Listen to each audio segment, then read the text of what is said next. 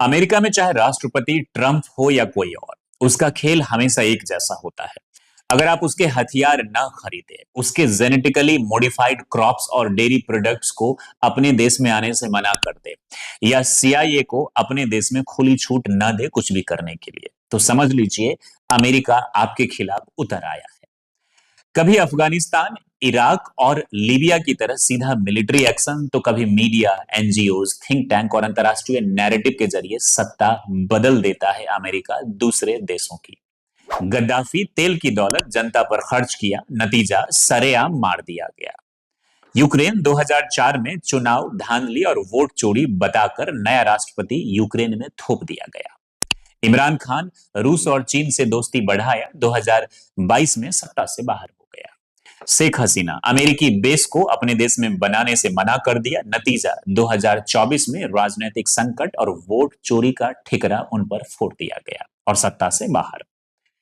इतिहास गवाह है, अमेरिका ने 11 देशों में अब तक सीधा सैन्य हस्तक्षेप, परंतु 40 से ज्यादा देशों में सत्ता परिवर्तन करवा चुका है अपने narrative, think tank, media houses, NGOs के मदद से।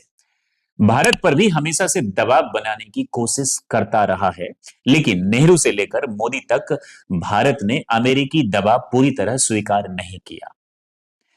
आज भारत अमेरिकी जेनेटिकली मॉडिफाइड क्रॉप्स को रोक रहा है, क्योंकि इससे भारत में शुरुआत में तो फायदे नजर आएंगे, लेकिन आने वाले समय में मजबूरियां, मुसीबतें ज्यादा बढ़ जाएंगी।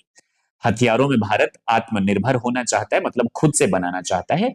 रसिया और चीन से मिलकर एक नया प्लेटफॉर्म बनाना चाहता है अपने फायदे के लिए, लेकिन अमेरिका इस वजह से बौखलाया हुआ है।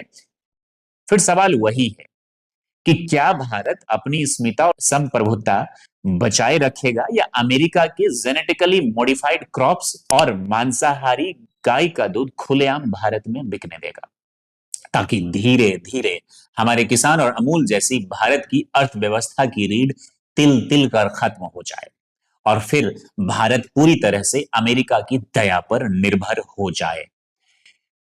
सच ये है कि अमेरिका भारत पर सीधा हमला कभी नहीं कर सकता, क्योंकि भारत भी एक बहुत ही शक्तिशाली देश है, लेकिन वो मीडिया, एनजीओज, थिंक टैंक्स और अंतरराष्ट्रीय नैरेटिव के जरिए सत्ता परिवर्तन अपने पक्ष में करवाना चाहता है, जिसके नजारे आपको दिख भी रहे होंगे।